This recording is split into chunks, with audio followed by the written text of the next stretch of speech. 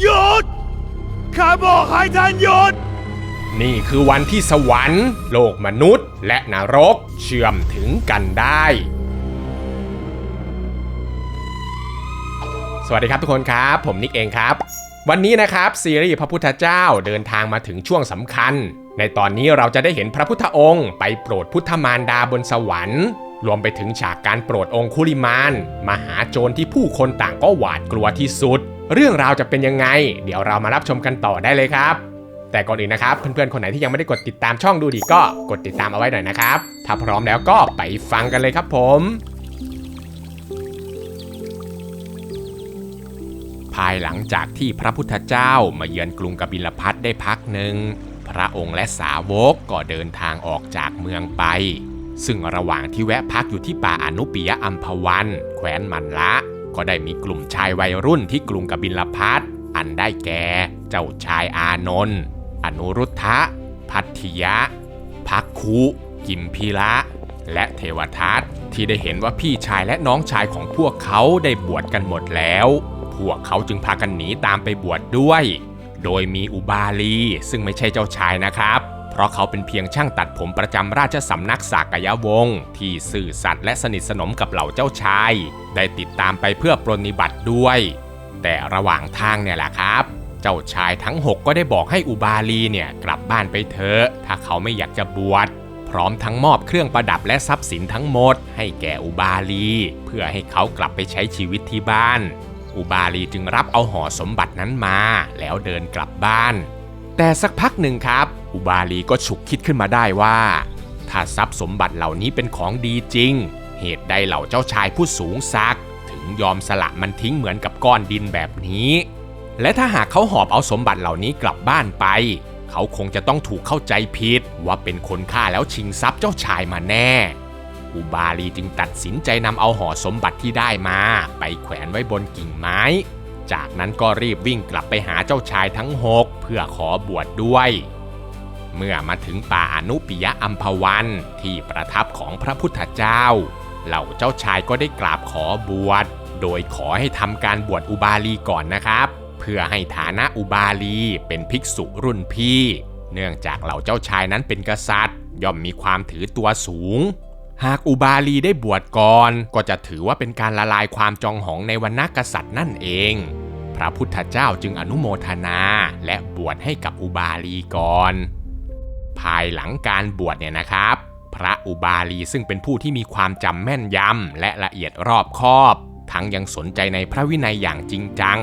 พระพุทธเจ้าจึงยกย่องให้พระอุบาลีเป็นเอตทัคคะทางด้านพระวินัยส่วนเจ้าชายทั้ง6ที่ออกบวชตามหลังต่างก็พากันบรรลุเป็นพระอรหันต์มีเพียงแค่พระอานนท์เท่านั้นแหละครับที่บรรลุพระโสดาบันและก็พระเทวทัตที่บรรลุเพียงฤทธิปุตุชนมีความสามารถพิเศษหรืออิทธิปาฏิหาริย์ที่เกิดจากการบำเพ็ญเพียรสมาธิของคนทั่วไปซึ่งฤทธิ์เหล่านี้มันเสื่อมได้ไม่ถาวรและก็จะกลายมาเป็นชนวนเหตุแห่งความแตกแยกในอนาคตกระทั่งต่อมาในพรรษาที่5หลังจากการตรัสรู้เมื่อพระเจ้าสุทโธทนะพระพุทธบิดาทรงประชวรหนัก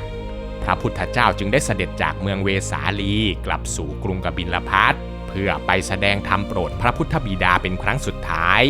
กระทั่งพระเจ้าสุทโธทนะทรงบรรลุพระอรหัตตผลและเสด็จดับขันธปรินิพพานณกรุงกบิลพัสพระนางมหาประชาบดีที่เห็นว่าตอนนี้สามีจากไปแล้วลูกชายหลานชายก็ออกบวชกันหมดแล้วพระนางจึงรู้สึกเบื่อหน่ายทางโลกก็เลยขอไปเข้าเฝ้าพระพุทธเจ้าที่กรุงกบิลพัสเพื่อขออนุญาตให้ผู้หญิงได้บวชเป็นภิกษุณีแต่ก็ไม่สำเร็จครับถูกพระพุทธเจ้าปฏิเสธกลับไปถึง3 ครั้ง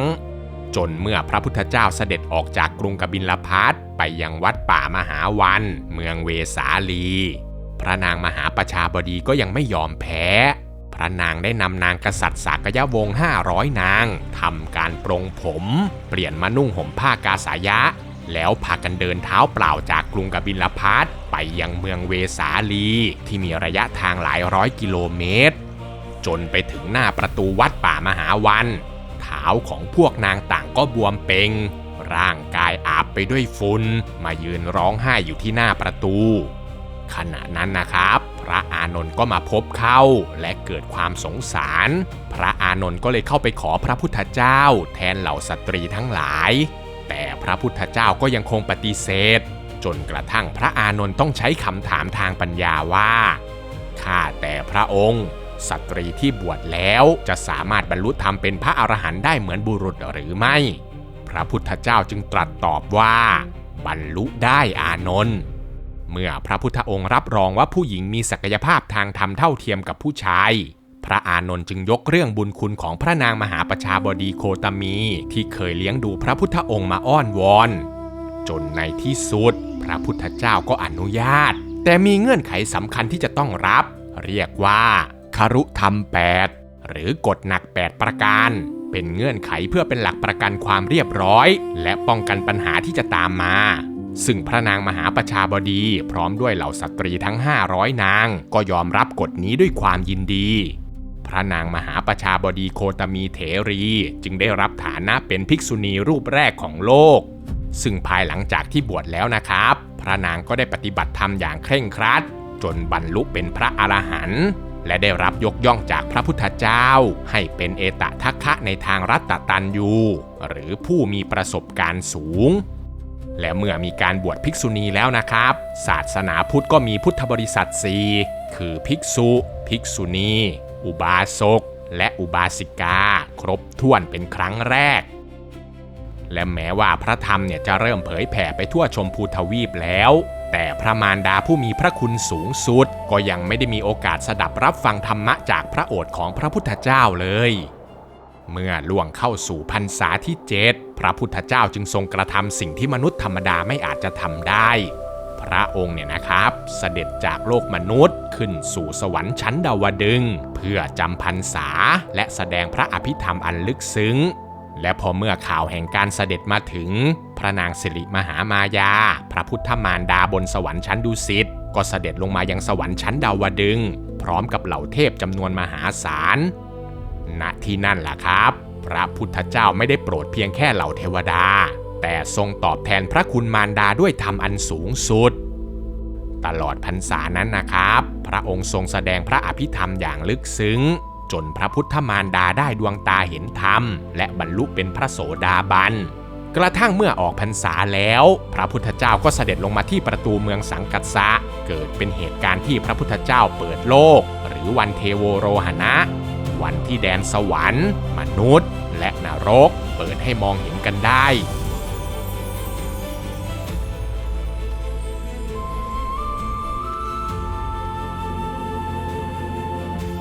หลังจากเหตุการณ์นี้ผ่านไป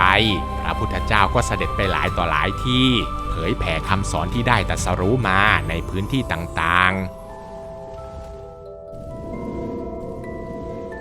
จนเวลาล่วงเลยเข้าสู่พรรษาที่14ของพระพุทธเจ้าช่วงเวลานั้นนะครับพระพุทธองค์ได้ปักหลักจำพรรษาอยู่ที่วัดเชตวันวัดที่สุทัตตะเศรษฐีเป็นผู้สร้างถวายให้โดยจุดเริ่มต้นของวัดแห่งนี้เกิดขึ้นเมื่อครั้งที่พระพุทธเจ้ายังประทับอยู่ที่วัดเวรุวันสุทัตตะเศรษฐีซึ่งเป็นชาวเมืองสาวัตถีนั้นได้เดินทางมาทำธุระที่กรุงราชคฤห์และได้ฟังธรรมะจากพระพุทธเจ้าจนบรรลุเป็นพระโสดาบันสุทัตตะเศรษฐีจึงกราบอาราธนาพระพุทธเจ้าให้เสด็จไปประดิษฐานศาสนาที่กรุงสาวัตถีแคว้นโกศลซึ่งทันทีที่สุทัตตะเศรษฐีกลับมาถึงเมืองสาวัตถีแล้วเขาก็เริ่มเสาะแสวงหาสถานที่เพื่อสร้างพระอารามถวายพระพุทธเจ้าทันทีจนได้ไปพบกับสวนอันร่มรื่นของเจ้าเชษฐ์เจ้าชายในราชวงศ์โกศลแต่เจ้าชายเชษฐ์นะครับไม่ต้องการจะขายให้เขาจึงตั้งเงื่อนไขที่แทบจะเป็นไปไม่ได้ว่าหากสุทัตตะเศรษฐีต้องการสวนแห่งนี้เขาก็จะต้องนำเหรียญทองมาปูให้เต็มพื้นสวนเสียก่อนซึ่งคำพูดแบบนี้นะครับมันควรจะทำให้คนธรรมดาถอดใจแต่สำหรับสุทัตตะเศรษฐีแล้วมันกลับกลายเป็นคำมั่นเขารีบนำเอาเหรียญทองจำนวนมหาศาลมาวางเรียงจนเต็มพื้นสวนเพื่อซื้อสถานที่แห่งนี้ก่อนจะทุ่มเทกำลังคนและทรัพย์สินทั้งหมดสร้างพระอารามอย่างวิจิตรบรรจงและถวายเป็นที่ประทับของพระพุทธเจ้า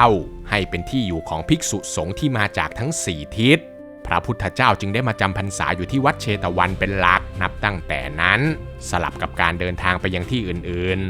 ๆ หลังจากที่พระพุทธเจ้าตรัสรู้มาได้20 ปีแล้วคณะสงฆ์เนี่ยนะครับก็เห็นว่าพระองค์นั้นมีพระชนมายุมากขึ้นควรที่จะมีผู้ดูแลประจำพระพุทธเจ้าจึงเปิดโอกาสให้เลือกผู้ดูแลซึ่งพระอานนท์เนี่ยก็ได้รับเลือกแต่พระอานนท์เนี่ยไม่ได้รับตำแหน่งทันทีนะครับท่านได้ขอพร8ประการเพื่อป้องกันคำคอรหาและจะได้ดูแลพระพุทธองค์ได้อย่างบริสุทธิ์ใจด้วยซึ่งพร8ประการนั้นก็ได้แก่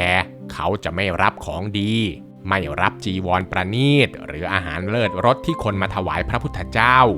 ขอให้พามหาชนมาเข้าเฝ้าได้และก็ขอถามข้อสงสัยต่อพระพุทธองค์ได้ตลอดเวลา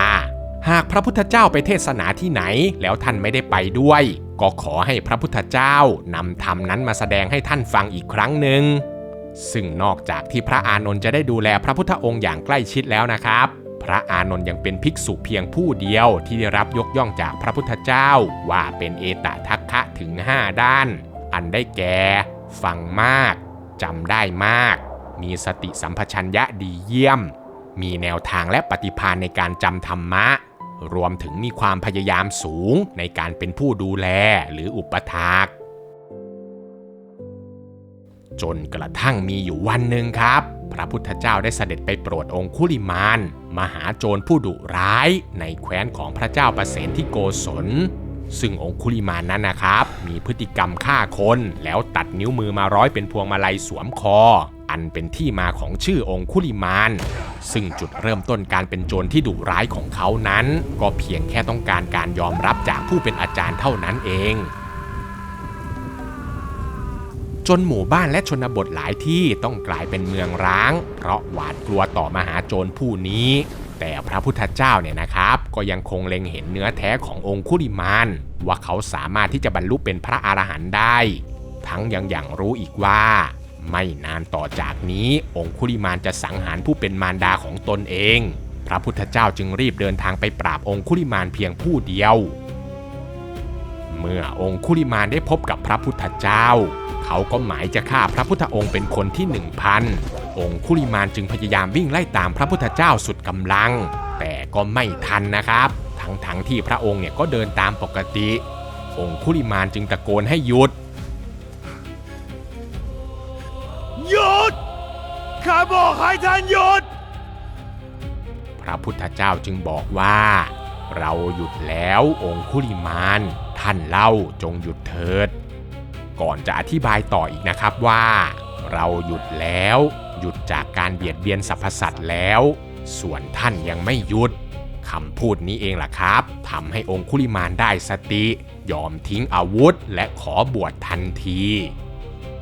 ซึ่งในขณะเดียวกันนี้นะครับพระเจ้าประเสนที่โกศลกษัตริย์แห่งแคว้นโกศลก็กำลังยกทัพม้า500 คนเพื่อมาปราบโจรองคุลิมานพอดีแต่ระหว่างทางพวกเขาได้แวะมาเข้าเฝ้าพระพุทธเจ้าก่อนจนได้มาเห็นว่าบัดนี้มหาโจรผู้โหดร้ายได้กลายเป็นภิกษุผู้สงบแล้วพระเจ้าประเสนที่โกศลเนี่ยก็ถึงกับตกพระทัยจนตัวสั่นเลยนะครับที่พระพุทธเจ้าสามารถสั่งสอนมหาโจรชั่วร้ายได้โดยไม่ต้องใช้อาญาหรือศาสตราวุธเลยภายหลังจากการโปรดองคุลิมานแล้วพระพุทธเจ้าก็ได้มีโอกาสไปอยู่ที่วัดบุพารามวัดสำคัญที่ได้มาจากการถวายของนางวิสาขาธิดาของท่านัญชัยเศรษฐีแห่งเมืองพัทยะนางวิสาขาเนี่ยนะครับเป็นหญิงที่มีลักษณะพิเศษที่เรียกว่าเบญจกัลยาณีเป็นผู้ที่มีความงามโดดเด่น5ประการนั่นก็คือผมงามเนื้องามกระดูกงามผิวงามและวัยงามและนางวิสาขาเนี่ยนะครับก็สามารถบรรลุโสดาบันได้ตั้งแต่อายุเพียงแค่7 ขวบขณะที่ได้ไปฟังธรรมจากพระพุทธเจ้าเป็นครั้งแรกที่เมืองพัทยะเมื่อนางวิสาขาเติบใหญ่นางก็โยกย้ายไปอยู่ที่เมืองสาวัตถีก่อนจะแต่งงานมีคู่ครองในวัย16 ปีจนวันหนึ่งครับนางวิสาขาได้ไปฟังธรรมที่วัดเชตวันและได้ถอดเครื่องประดับสุดล้ำค่าฝากไว้ให้คนใช้ถือไว้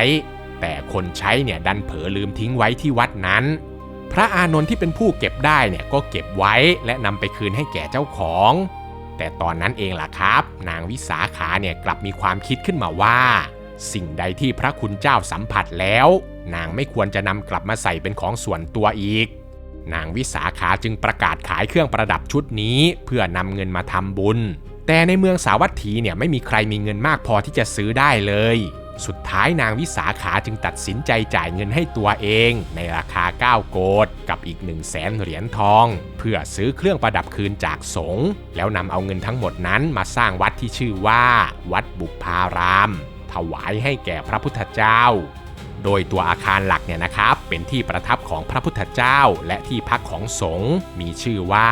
มิคารมาตุปราศาสตร์ซึ่งพระพุทธเจ้าก็ได้มาจำพรรษาอยู่ที่วัดบุพารามสลับกับวัดเชตวันเรื่อยๆกระทั่งในช่วงที่พระพุทธเจ้าตรัสรู้ได้30 กว่าพรรษาแล้วเหตุการณ์แตกแยกในหมู่สงฆ์ก็ได้บังเกิดขึ้นเมื่อพระเทวทัตอยากเป็นที่เคารพนับถือเหมือนกับพระพุทธเจ้าและพระอัครสาวกท่านจึงใช้ฤทธิ์แปลงกายเป็นกุมารมีงูพันรอบตัวไปปรากฏตัวต่อหน้าเจ้าชายอาชาติศัตรูพระโอรสของพระเจ้าพิมพิสารจนเจ้าชายเนี่ยเลื่อมใสและถวายการอุปถัมภ์อย่างใหญ่โตพอเมื่อมีลาภสการะมากแล้วมานะและทิฏฐิก็เกิดขึ้นในจิตใจของพระเทวทัตท่านจึงเริ่มคิดว่าเราเองก็เก่งเหมือนกันทำไมต้องมาอยู่ใต้บังคับของพระพุทธเจ้าด้วยเมื่อคิดได้ดังนั้นแล้วพระเทวทัตจึงไปขอให้พระพุทธเจ้าวางมือแล้วมอบอำนาจการปกครองคณะสงฆ์ให้กับตนแต่พระพุทธเจ้าเนี่ยปฏิเสธและบอกว่าแม้แต่สารีบุตรและโมคคัลลานะเรายังไม่มอบให้เลยแล้วจะมอบให้แก่เธอผู้เป็นดุจซากศพได้อย่างไรคำนี้ล่ะครับทำให้พระเทวทัตโกรธแค้นมากท่านจึงพานไปเป่าหูเจ้าชายอาชาติศัตรูให้ปลงพระชนพระเจ้าพิมพิสารเพื่อขึ้นครองราชย์ส่วนตนเองก็จะไปปลงพระชนพระพุทธเจ้าเพื่อขึ้นเป็นพระพุทธเจ้าแทนเหตุการณ์ต่อจากนี้จะเป็นยังไงพระเทวทัตจะทำสำเร็จหรือไม่ช่วงเวลาสุดท้ายของพระพุทธเจ้าจะมีคำสอนอะไรซ่อนอยู่บ้างเดี๋ยวมารับชมกันต่อในวันเสาร์นี้นะครับขอบคุณทุกคนที่คอยติดตามรับชมเรื่องราวของช่องดูดีมาโดยตลอดนะครับอีกหนึ่งช่องทางในการสนับสนุนทีมงานนั่นก็คือการเลือกซื้อสินค้าชนิดใดก็ได้ผ่านทางลิงก์สินค้าที่ขึ้นอยู่ใต้คลิปนี้หรือเพื่อนๆจะสมัครเข้ามาเป็นสมาชิกช่องส่งซุปเปอร์แตงหรือเพียงแค่กดไลค์กดแชร์คลิปนี้ออกไปก็เป็นการสนับสนุนทีมงานอีกทางนึงแล้วล่ะครับคลิปนี้ก็มีเพียงเท่านี้เนาะแล้วเจอกันใหม่วันเสาร์นี้ครับสวัสดีครับบ๊ายบาย